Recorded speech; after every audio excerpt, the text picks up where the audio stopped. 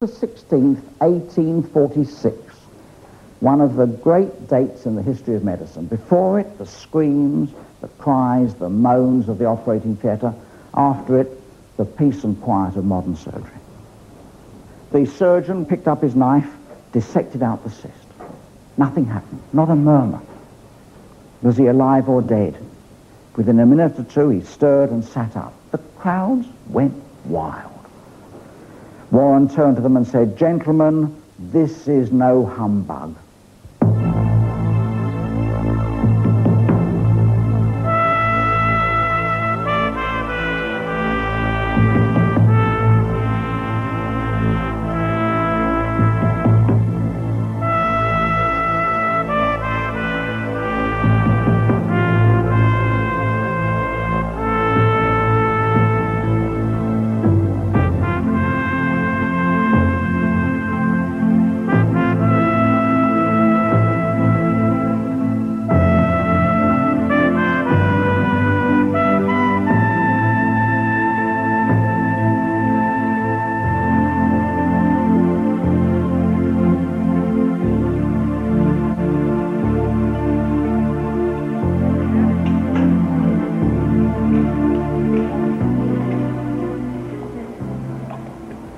The image of the surgeon now is of a man who exercises an impressive skill with every hope of success.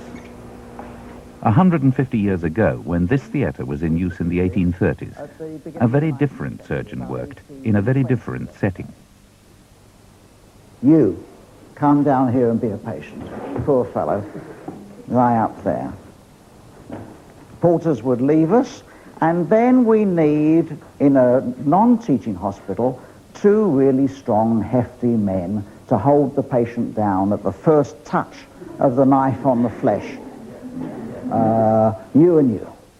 Excellent chaps. And the job of the students or the porters, of course, was to keep the patient. They were the anaesthetists of those days. Now, we've got chairs there in front of you for important visitors who wanted to see the show. That's why, of course, theatres are still in this country called theatres to this day, although in the USA, they're called operating rooms.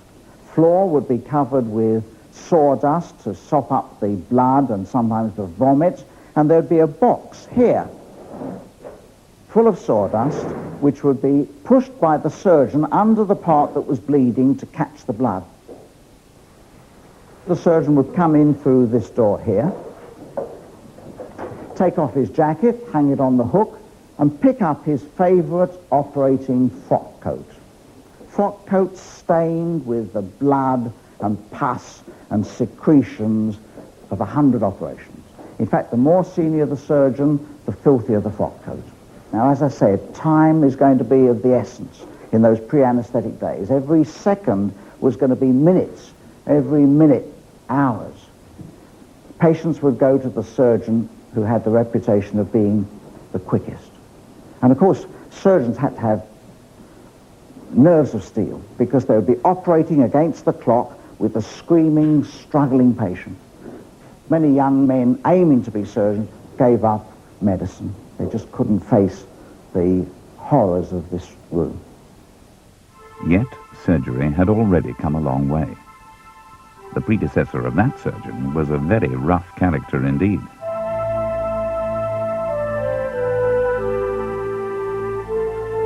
Surgery was a craft, which the apprentice picked up from watching his master. He was often also the local barber, another craft needing well-sharpened instruments. The surgeon had very little in common with the much more highly educated physician and was not allowed to call himself doctor. British surgeons today still use the title Mr. The name surgeon is derived from the Greek for hands.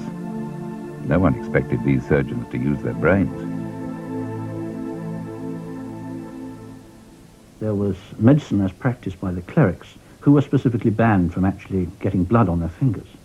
So this meant that the surgeon was a humble man, a craftsman, called in to work at the direction of the doctor or the physician, because the physicians couldn't actually operate themselves. The range of operations performed by these manual workers was limited mainly to repairing the ravages of battle. And it was with the military surgeons that the road to respectability began. It was only on battlefield where the injury had carried out, as it were, an entry to the body, which the surgeons themselves were frightened to make. They were forced to follow on and try and sort things out and repair things. And this actually, as it were, the injury and the severity of the injury was forcing the surgeons to go where they wouldn't normally dare to go in peacetime. One thing that experience of the battlefield taught the surgeons was that even minor wounds were extremely dangerous. The main problem with certainly wounds of the limbs in wartime is the fact that without surgery they inevitably become infected, partly because of this massive contamination with dirt and bacteria which goes in at the time of the injury. The only way that the ancient surgeons perhaps could get rid of this was by amputating and therefore cutting away the whole part that was concerned. And amputation was only the beginning of suffering. Surgeons believed the correct way to finish the operation was to dip the stump in boiling oil, while the raw flesh of gunshot wounds would be cauterized with red-hot irons.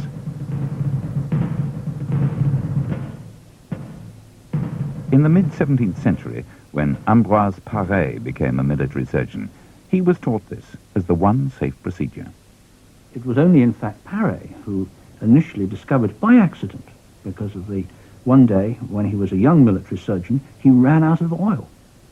And he could think of nothing else to do but instead of putting boiling oil on, to put on a bland mixture of egg yolks and various other things like that. And he describes how he spent all night after this wondering how on earth his patients were going to survive, because he had done, which was quite the non-standard treatment. And he was terrified that when he woke in the morning, he would find them all dead or in a terrible state. And of course, when he got to their tent in the morning, they were all far better than they would normally have been. And he, from this, deduced that perhaps boiling oil was not the best thing to do. Paré became known throughout France as an outstanding and humane surgeon. And his influence reduced some of the calling's worst brutalities. By the 1830s, the surgeon had gained in respectability. But surgery remained a crude and cruel business. Now let's pretend, it's only going to pretend, that we're going to amputate this young man's leg. Now what we'll need is one of the assistants will hold the leg up for me like that, you see. The other assistant, we won't put it on because it would be painful, he'd put the tourniquet around the thigh, or alternatively sometimes just press onto the femoral artery at the groin, at the pressure point. The two of the strongest medical students we find would hold the patient down, if you don't mind, and we're ready. I'll get my sawdust ready under the leg. House surgeon would give me a knife. 2 quick sweeps, front and back, would turn back the skin flaps, which I'd turn back with my fingers. Drop the knife on the floor. Amputation knife. Wrong knife. The amputation knife would be slid along the bone, parallel with the bone. Turn the blade up through the muscles of the thigh. Through back behind the femur, turn down through the muscles of the back of the femur. Drop the knife on the floor. Saw! Few sweeps of the saw, turning back the muscles in my hand, leg amputated, thrown into the sawdust. The screams would turn into sobs, call the porters, take the patient back to the ward. 30 seconds would be about par for amputating at mid-thigh. Thank you very much. Didn't hurt you? Oh, excellent. But in 1830, the unfortunate patient, even if he survived the surgery, might well succumb to infection or bleed to death. Well, horrible though that scene was, primitive, painful, gruesome, it was the best that scientific surgery had to offer 150 years ago in one of the premier teaching hospitals in Europe. A baby seal, 12 days old, skinned alive for its fur. Call us. A 6-week-old kitten, doused with petrol and set ablaze. Call I4 Charitable Trust. Bear cubs, orphaned, their parents killed in their winter sleep by hunters. Call I4 Charitable Trust now. Whales, on the brink of extinction. Call us. For more than 34 years, I4 Charitable Trust has defended animals from cruelty all over the world. For that, we need your help.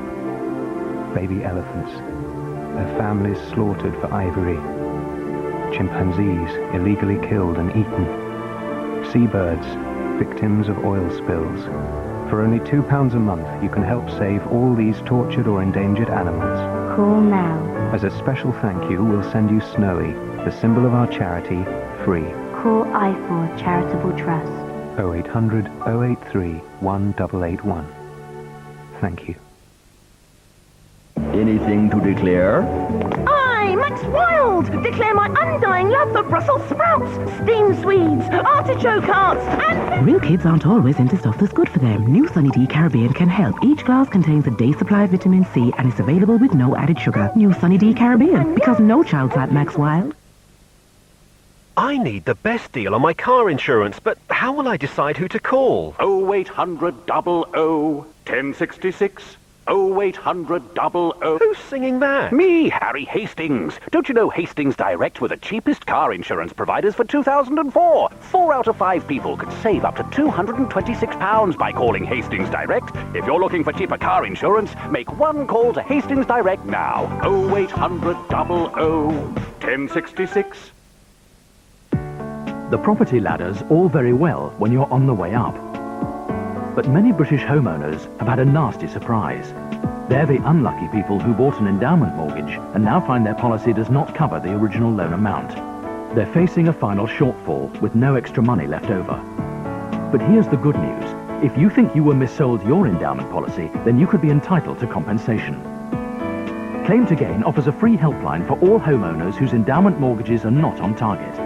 Claims are handled on a no-win, no-fee basis, so you've got nothing to lose. Even if you've already tried to claim compensation and failed, we could still help you.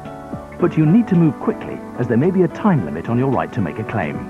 So don't leave it to chance. Log on to claimtogain.com and apply online, because we could win you compensation if your endowment was missold. Or simply call 0800 1977 009 and we'll send you a free information pack. Call now. Your £2 a month will help save animals in danger. Call I4 Charitable Trust. 0800 083 1881. This is the story of Mr. Hope and Mr. Do. Both have more debts than they can handle, with more going out than coming in.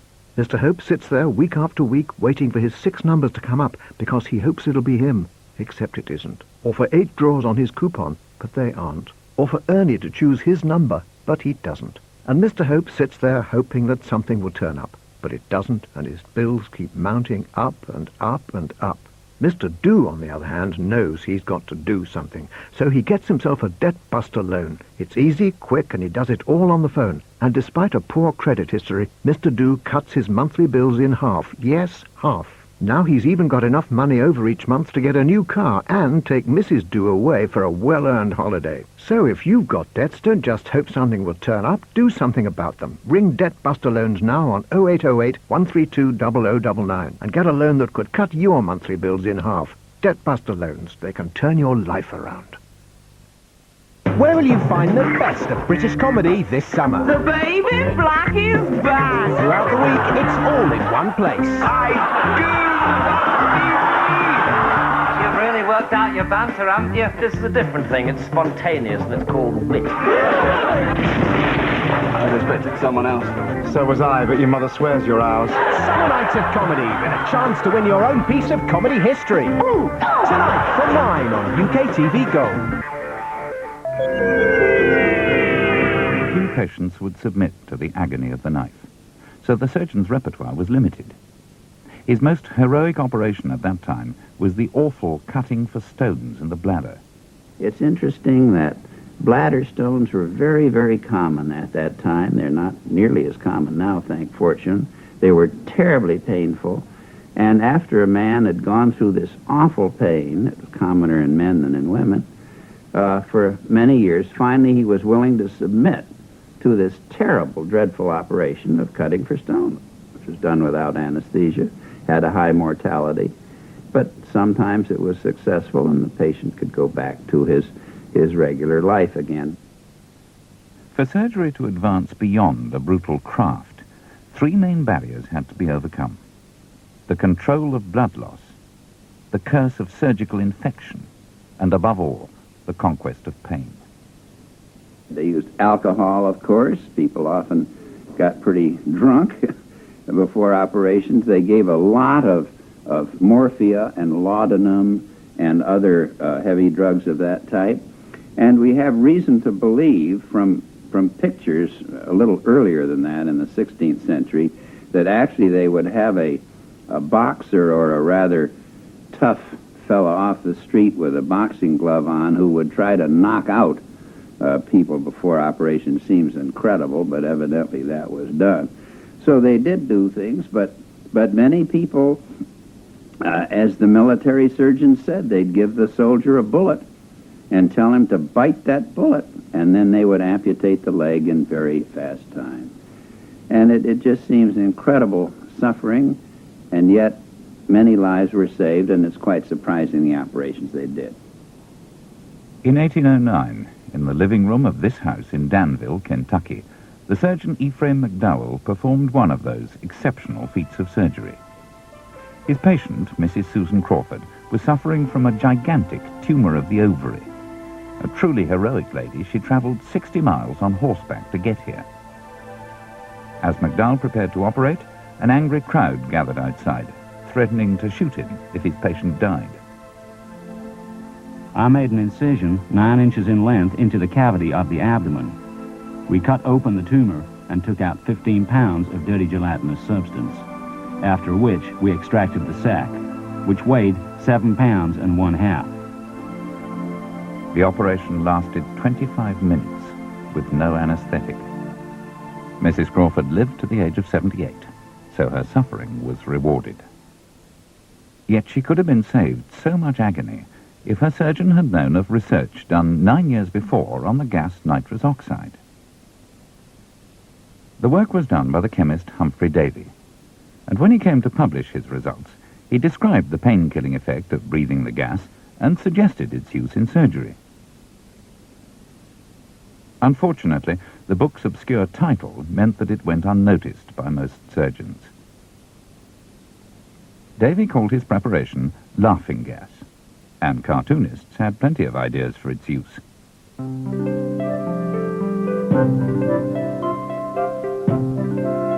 Nitrous oxide was only one of several vapors which people inhaled for fun. Another was ether. Demonstrations of their effects became part of the music hall. It was a young dentist called Morton who forced the surgeons to take notice. He'd been to a show and seen the effects of ether. He realized that those who breathed the vapor were not only intoxicated, but were also unable to feel pain.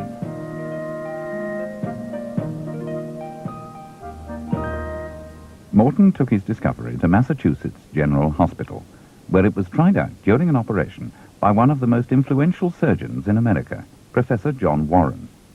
Distinguished man in his time, now famous for doing a minor operation.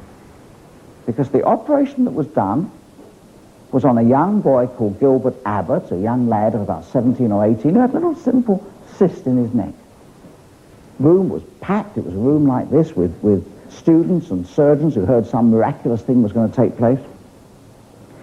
Morton gave the anesthetic to Abbott using the most primitive apparatus, a simple glass sphere with a sponge in it soaked in ether. Abbott sucked at the ether. Within a few minutes, Morton said, "Your patient is ready." Students held the patient as hard as they could because they knew he was going to struggle and fight.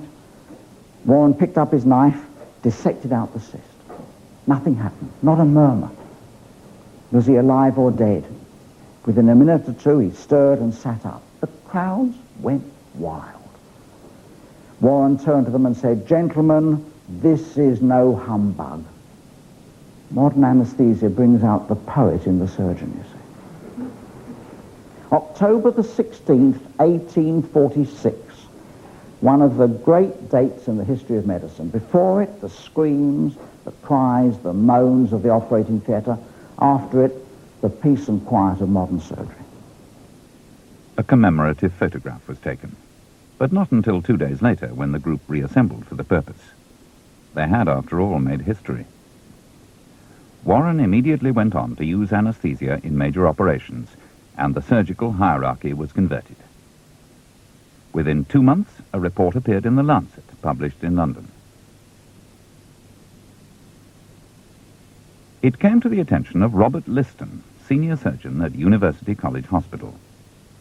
Magnificent man, 6'2", tremendously strong. It was said that he could hold the leg with one hand, compressing the femoral artery, and amputate with the other hand. Like that. He was so strong. Fastest time, 28 seconds, in which he removed not only the patient's leg, but also 2 of the assistant's fingers and the patient's left testicle, all with the same sweep of the knife. The patient today, Frederick Churchill, also needed a leg amputated. Liston came in, and turning to the audience, said, "Gentlemen, in this room you've seen me try and assuage the agonies of the knife," he said. "You've seen me use hypnotism and mesmerism. You've seen me use alcohol and laudanum. But today we're going to try a Yankee dodge to render men insensible," he said. "Time me, gentlemen," he said. All the watches came out. They held up the leg, put on the tourniquet, amputated the leg. 28 seconds, one of the students called out. The leg was off. Bandage was put on. Was he alive or dead? Absolute silence in the operating theatre. Churchill stirred. "Take me back to the ward," he said. "I can't go through with it. Let me die as I am." Liston held up the bandaged stump like that. Churchill burst into tears. Porters carried him away. The crowds went mad. Liston said, "Gentlemen, this Yankee dodge beats mesmerism hollow." I tell you, it brings out the poet. Liston's anaesthetic machine, like Morton's, used ether. But ether, though effective, was unpleasant for the patients to breathe, so a search began for a substitute. James Young Simpson, a fashionable Edinburgh obstetrician, liked to try out new chemical substances with a group of medical friends after dinner. On one occasion, their experience was dramatic. On awakening, Dr. Simpson's first perception was mental. "This is far stronger and better than ether," said he to himself. His second was to note that among the friends about him there was both confusion and alarm. Hearing a noise, he turned round and saw Dr. Duncan beneath a chair, quite unconscious and snoring in a most determined manner. This was chloroform, and Simpson extolled its virtues. Most of those who know the sensations produced by ether inhalation and who have subsequently breathed the chloroform have strongly declared the inhalation and influence of chloroform to be far more pleasant than those of ether.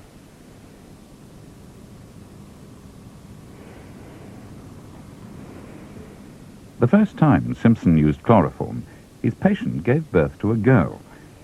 The grateful mother christened the poor child Anesthesia. For a while it seemed that chloroform would take over from ether. But within a year of its introduction, a girl of 11 died in the dental chair from being given chloroform for the extraction of teeth. And that was the first shadow. And then more deaths were sudden, unexpected deaths in perfectly fit people very early on in the inhalation, unknown in ether. They might die later, but not so early on, and this became a frightening thing.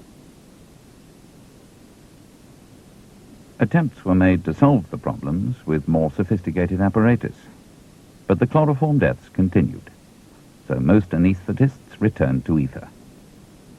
It would remain the leading anaesthetic for a century, despite its unpleasant effects. It started off as a normal winter storm. Nothing really happened to alert us to any emergency. That just didn't happen. It developed into a devastating force of nature. Nobody has actually warned these communities of what's actually going to happen to them. The forgotten story of Britain's worst peacetime natural disaster. Disasters Week, tonight at 9 on UK TV History.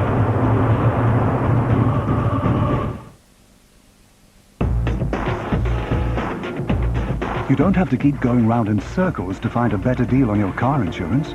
Simply head straight for Zurich on 08000 159 179, and you could save up to 30% with Zurich Car Solutions Insurance, including features as standard that some other insurers may charge extra for. It's a great way to go. Call Zurich now on 08000 159 179. It's easy to find great value car insurance. Is debt destroying your life? For me, it got so bad I couldn't afford my monthly repayments. I even put my home at risk. If you owe more than £15,000 to 3 or more lenders, and you or your partner have a full-time job, there could be a solution to your debt problems. I called Debt Free Direct. They've helped thousands of people turn their lives around. Debt Free Direct understood exactly what I was going through, and their advice was completely confidential and free of charge. They are experts in finding the right solution if you have serious debt problems. Please remember, only call if you have debts over £15,000 and you or your partner have a full-time job. Simply call Debt Free Direct now on 0800 043 9999. That's 0800 043 9999. It could change your life. An Abbey loan goes a long way, however you spend it.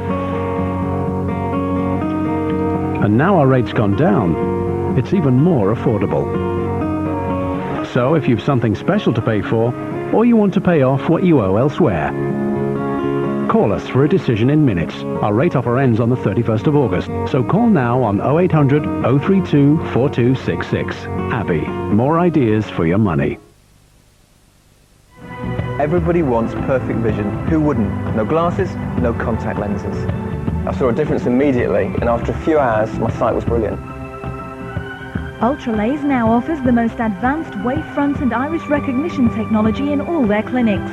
It's amazing that such a simple procedure can give such incredible results. How does it feel?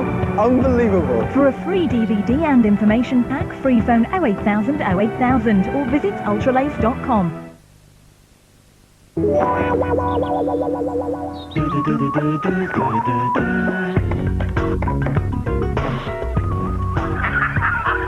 That's right! With Tele2, you can now call landlines free all weekend, every weekend.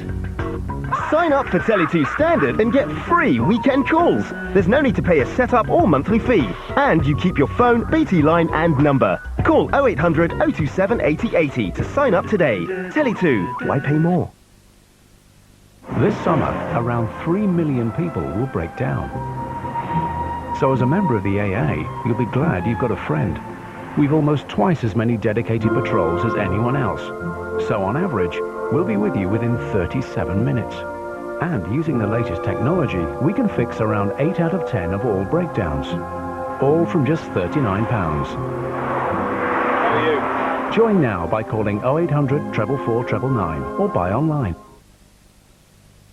All of us suffer with unwanted hair at some time. Now there's a new and pain-free solution. The amazing beauty trimmer from JML. It's ideal for your face, tummy, bikini line, legs and toes.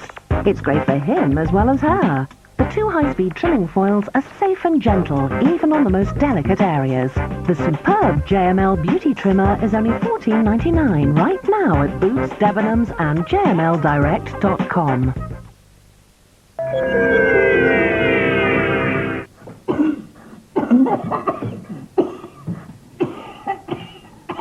Apart from a few diehards who argued that pain helped the healing process, surgeons were quick to adopt anesthesia. They were slower to realize that it not only relieved pain, it also gave them more time. There have been generations, surgeons have been told to act quickly and to work quickly, do an amputation in almost seconds. So it took them a very long time indeed to adjust to this new potential. James Syme of Edinburgh was one of the first to exploit the extra time that anesthesia gave. Syme pointed out that when bone was diseased, as in this elbow joint, it was no longer necessary to amputate the whole limb quickly. There was now enough time to pare away only the diseased portion of the bone and reconstruct the joint, leaving a useful limb. But pain-free surgery exposed the second major barrier to surgical advance. Anesthesia made surgery possible, you might say, major surgery, but it still wasn't safe. And reading the case records of those times is absolutely dreadful. They would do simplest little operation and be followed by gangrene and terrible streptococcus infection. Of course, they didn't know anything about microbiology.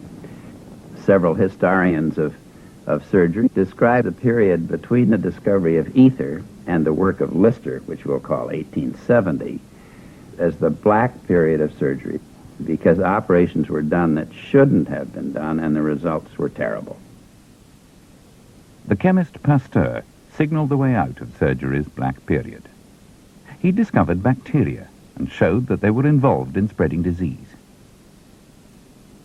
Pasteur's work was described to Joseph Lister, professor of surgery in Glasgow, and he determined to find a way of poisoning these bacteria, which it seemed were killing his patients.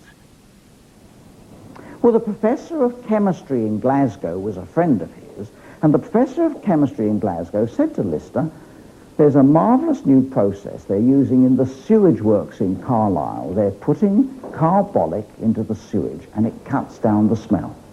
Now, Lister knew very well that the smell of a sewage works was extremely similar to the smell of the operating theatre and the surgical wards.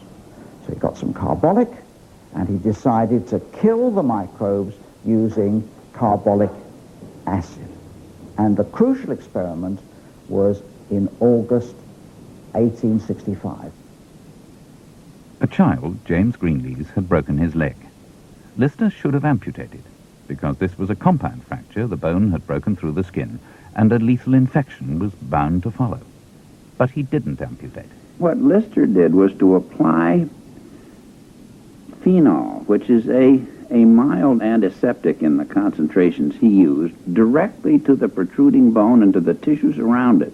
And he cut away the tissues that had been damaged, and then he just immobilized it and let the patient's own local inflammation begin to overcome it. Of Lister's first 12 patients treated with carbolic or phenol, 10 survived with limbs intact. Limbs he would before have amputated without hesitation. In Lister's operating theatre, antiseptic technique was carried further. Believing that airborne bacteria were a major source of infection, he performed all his operations in a damp mist of carbolic, produced by a spray pump. The system was extremely unpleasant and difficult to use, but Lister's staff suffered in silence, though one irreverent person was heard to intone, "Let us spray," at the beginning of an operation.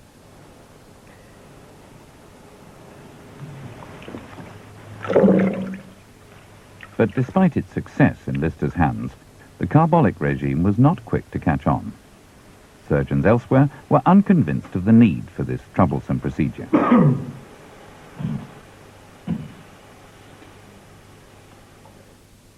America was very slow. There was a conservative faction in surgery that said we shouldn't change.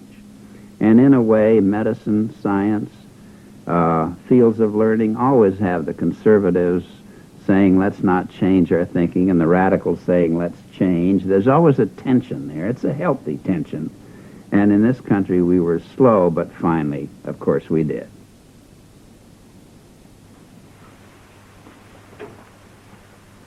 One of the first American surgeons to take up Lister's ideas was William Halsted of Baltimore, a man who would dominate American surgery for 3 decades. Halsted had studied in Europe, where he'd been converted to the virtues of antisepsis. But at the moment, the antiseptic regime was presenting him with a personal problem. His theatre nurse, Miss Caroline Hampton, was allergic to the carbolic.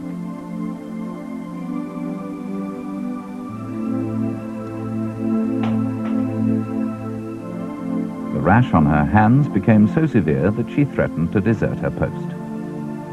Halsted had seen excellent results from following Lister's techniques, and he was loath to abandon them. On the other hand, he was most upset at the prospect of losing Miss Hampton's services. So he contacted the Goodyear Rubber Company and asked them to make her some rubber gloves.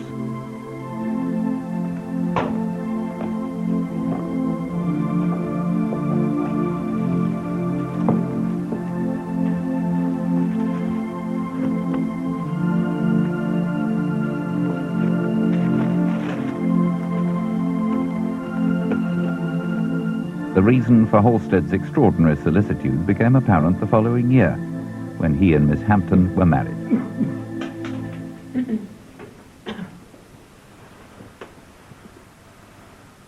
Miss Hampton's gloves were to protect her hands from the antiseptic. Later, gloves would be universally adopted to protect the patients from the surgeon's hands, which Robert Koch, the German bacteriologist, had incriminated as a prime source of wound infection. Koch had invented techniques for studying and identifying different species of bacteria. With cotton swabs, he took samples of the bacteria living on the hands and fingernails of the surgeons and grew them in test tubes alongside blood from infected wounds. On examination, he found that many of the cultures were identical. He proved that some of these bacteria were harmless, but that others led to fever and death. The harmful organisms had to be prevented from ever reaching the patient's wound, and Koch experimented with ways of killing them wherever they were found. He showed that boiling was far more effective than Lister's carbolic acid. From now on, the problem of infection would be handled differently, not by antisepsis, but by asepsis. Antisepsis means the infection is there, you're going to do something. You're going to kill it with a phenol or whatever you were using. But asepsis means setting up a completely sterile field. And the typical Hollywood pictures we see so often of all the masks and gowns and all the white things in an operating room, which is perfectly true, that is the setting up of a sterile field, which is called asepsis or aseptic technique. But it was very gradually, with disputes about what was and was not necessary, that the surgeons began to change their ways. In the mid-1870s, operations were often performed on the ward. From now onwards in hospital, they would use designated rooms. Special theatre clothes became standard, and this time they were cleaner than normal clothing. At first, some surgeons worked in large amphitheatres with an audience in everyday clothes. This increased the risk of infection, but it was argued that students must be able to watch the new operations being developed at centres like Vienna, where Theodor Billroth was advancing surgery of the abdomen.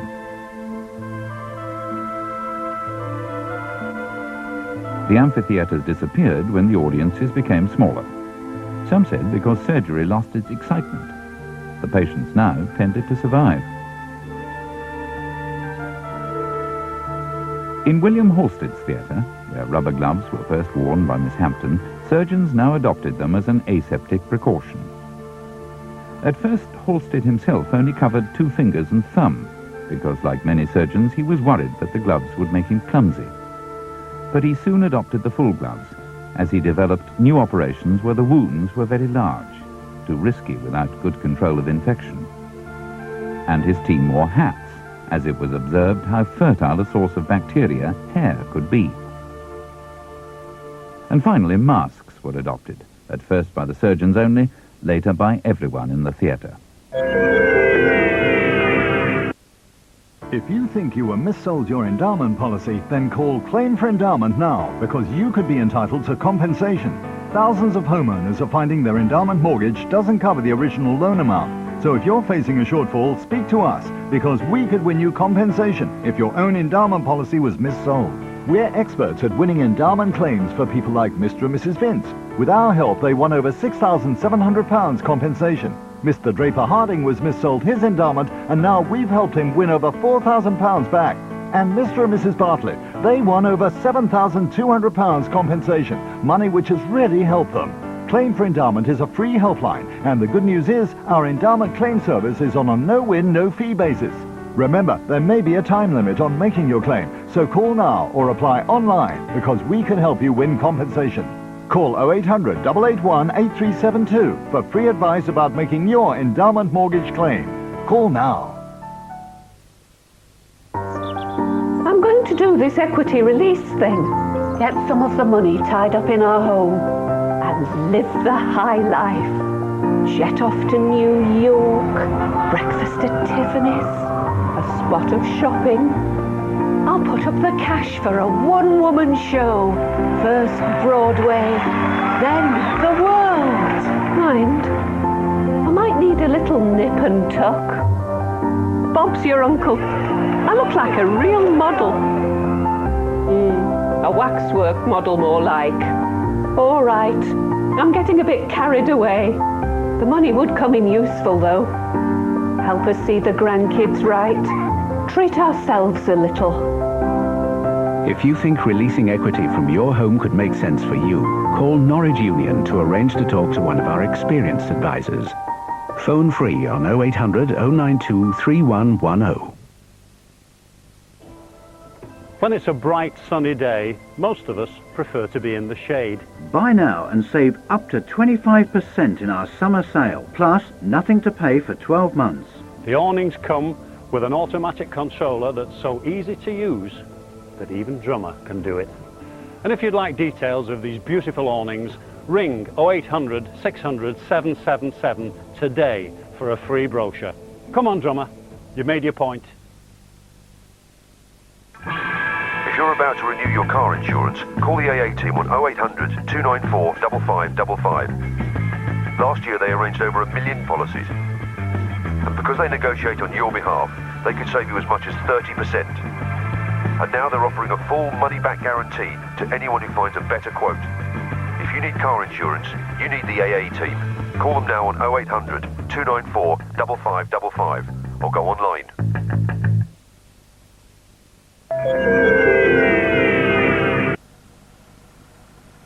Changes in the surgical environment called for the backup of a new technology. Systems were developed for sterilizing everything that might contact the patient's wound during an operation. The best method was usually the steam autoclave, which left everything dry and ready to use. But instruments could also be sterilized by soaking in a bath of the stronger chemicals now available, or even in a gas oven with tablets to produce bactericidal fumes.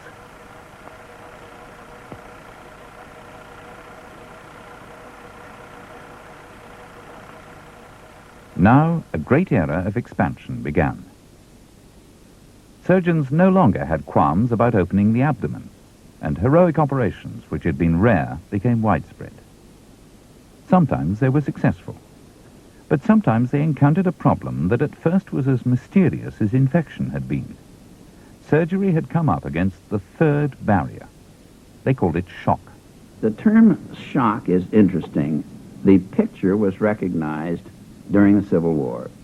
Stonewall Jackson was wounded in the shoulder when he was out front of his troops at the Battle of Chancellorsville, and Stuart McGuire, a surgeon from Richmond, wrote an account of how Jackson looked as he was brought back, and it's a classic description of shock. He was pale, he was hungry for air, he was gasping, his blood pressure, they didn't measure blood pressure, but his circulation was very poor. It took a long time for people to appreciate that what we call shock today in trauma really just represents the effect of losing a lot of blood. Many people considered shock, as we think of it, as a sort of psychiatric syndrome, a sort of psychological response to injury, and it took people a long time to realize it was just due to the fact that your lifeblood is on the floor. Patients went into shock when their blood volume dropped below a critical point. But surgeons, particularly those working in the abdomen, were often unsure just how much blood was being lost. And when shock did occur, they had no way of replacing it. Transfusions from animals to man had happened as far back as 1667. The lamb was usually the chosen animal, because it was thought that some of the character of the donor passed to the recipient. According to Samuel Pepys, this did occasion many pretty wishes, as of the blood of a Quaker to be let into an archbishop. But when a French doctor was sued after the death of a patient who had received such a transfusion, the idea was abandoned. And it wasn't until 1818 that a doctor in this very hospital at Guy's, Blundell, carried out the first human donor blood transfusion. Some were successful, many were disastrous, because of course they didn't know anything at all about blood groups, and so very often the blood was incompatible. At first, The fact that some of the human transfusions were outstandingly successful, whilst others were totally disastrous, caused considerable confusion. But in 1900, Karl Landsteiner explained the contradictions.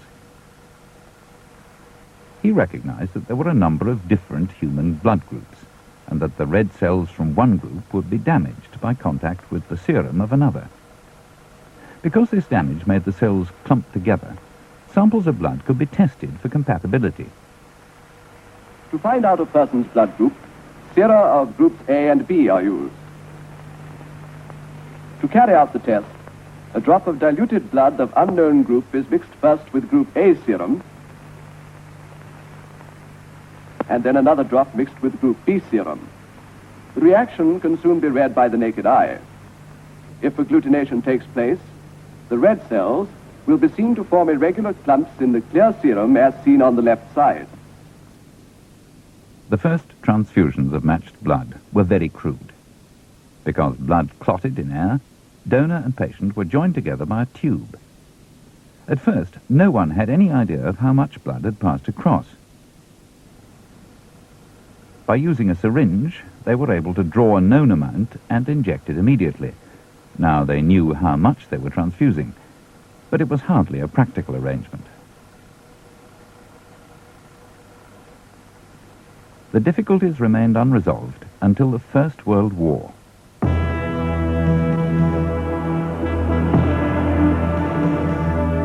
Now, large numbers of the wounded were desperately in need of blood. For the first time in this war, use was made of an anti-clotting chemical, sodium citrate. Using this, blood could be drawn from the donor and kept for transfusion sometime later. The awkward, direct methods were no longer necessary.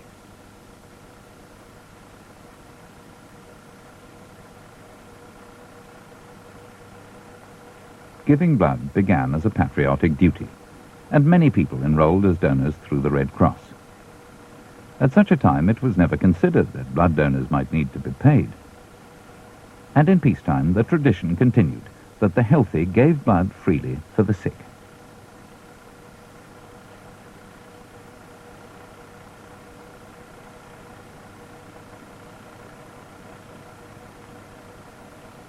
So now the three barriers of pain, infection, and blood loss, which had hindered the progress of surgery, could be overcome, at least by the most expert. The very skillful surgeon could now expect good results.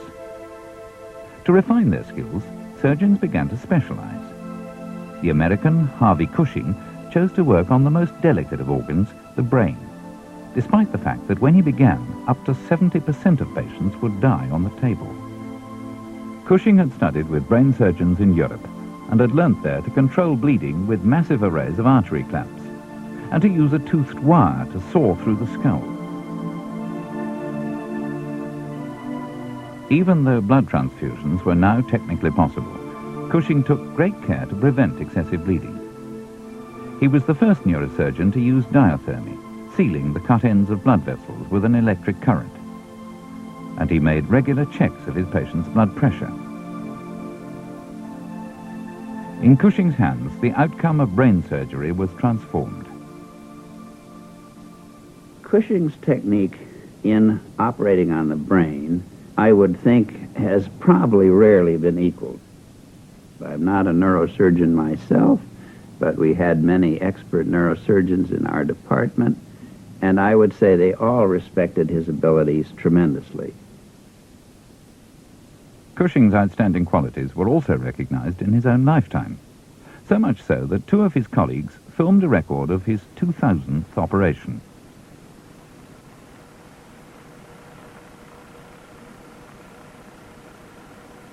It was to remove a tumor of the pituitary gland deep in the middle of the brain, an amazing undertaking with the facilities available at that time.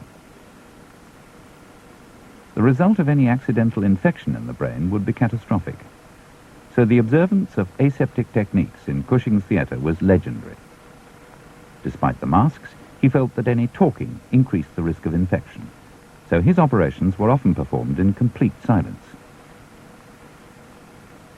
The operations often lasted many hours. As the after effects of deep ether anesthesia over such a long period could be severe, Cushing worked with a local anesthetic with just enough ether to keep the patient unaware of what was going on.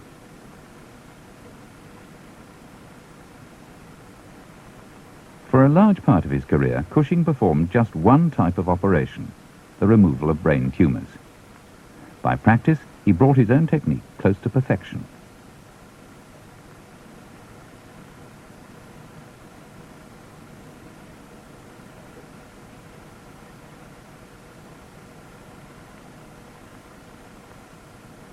By the end of his career, Cushing had reduced the death rate following brain tumour surgery from 70% to a mere 4%.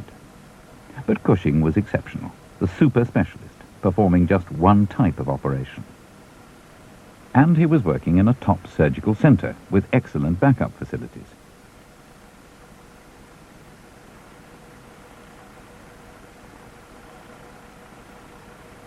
Most surgery was nothing like as sophisticated, and nothing like as safe.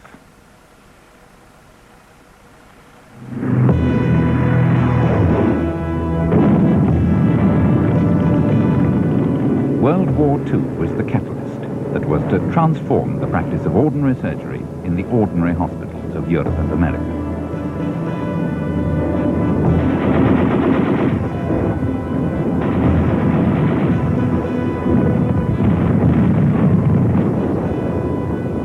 There were large numbers of wounded. In these conditions, it was certain that many of their wounds would become infected, and this acted as a powerful spur to the development of the first effective drug to kill bacteria inside the body, penicillin. From now on, the danger of post-operative infection would lose some of its menace. Once again, there was an urgent need for blood for transfusion, and the service was rapidly expanded. Large numbers of new donors were enrolled, and centres were set up to test and store the blood. It was now known it could safely be kept for some weeks before transfusion. After the war, this system would continue in place to supply as much blood as the surgeons needed, the first time they would enjoy such a luxury.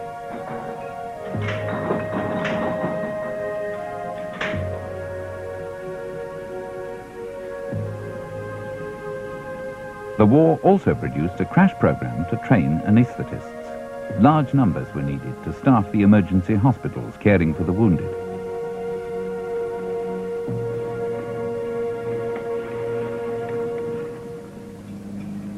Many of the young men and women who had spent the war administering anesthetics decided to specialize when they returned to civilian life. They replaced the general practitioner, who had often been the only person available before the war. With their arrival, the whole basis of anesthesia changed, as drugs like ether came under attack. In my early days, the 30s, all our anesthesia was basically done with ether, which is practically abandoned now. And we often used open cone ether. You take a cone, drip the ether out. It's truly primitive in present day thinking. But the patient had to be under very deep ether anesthesia. And of course, they had so much ether that their bodies' tissues were all saturated with ether, and they would sleep for hours and hours and hours, if not days. The new specialists who were now taking over anesthesia asked themselves why they were saturating their patients with ether. It was not to control pain. That took very little of the drug, but to make the muscles relax. Without such relaxation, the surgeons had difficulty operating, particularly in the abdomen. But the cost to the patient of these massive doses of ether was heavy. Ether is a pretty irritant drug to the lungs, but more important than that, the recovery is slow. And if you've had an abdominal operation, which inhibits your breathing anyway because of your wound, and you've got breathing depressed by your ether, with secretions which ether causes in the lungs, and you can't properly cough them up, you tend to get pneumonia. And one did see deaths from pneumonia following ether anesthesia.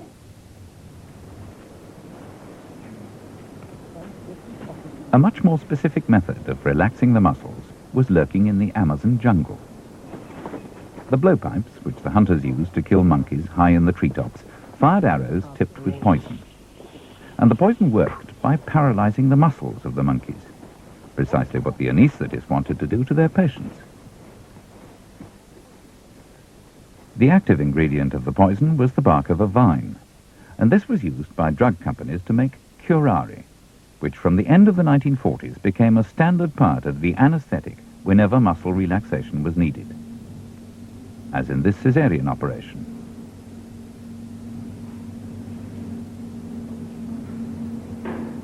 With muscles paralyzed, the patient could not breathe for herself, but by now the anaesthetist could do it for her.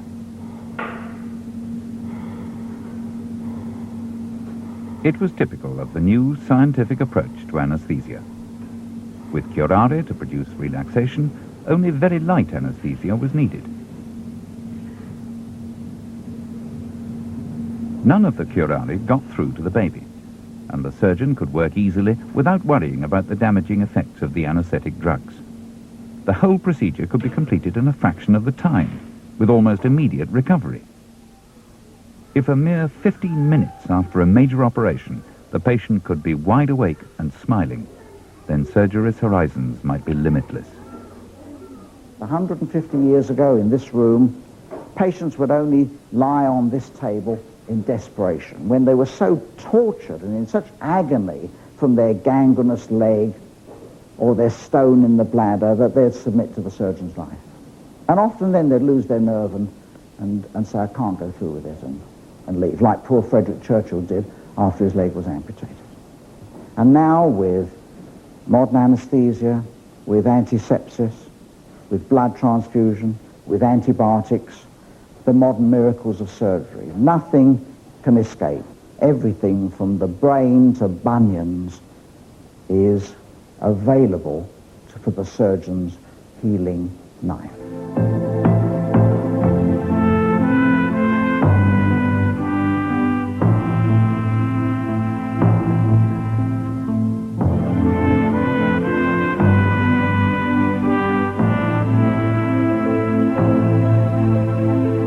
From Henry's passion for Anne Boleyn to Mary Tudor's attempts to re-establish Catholicism, Simon Sharma looks at the turbulent years of the Reformation, next on UK TV History.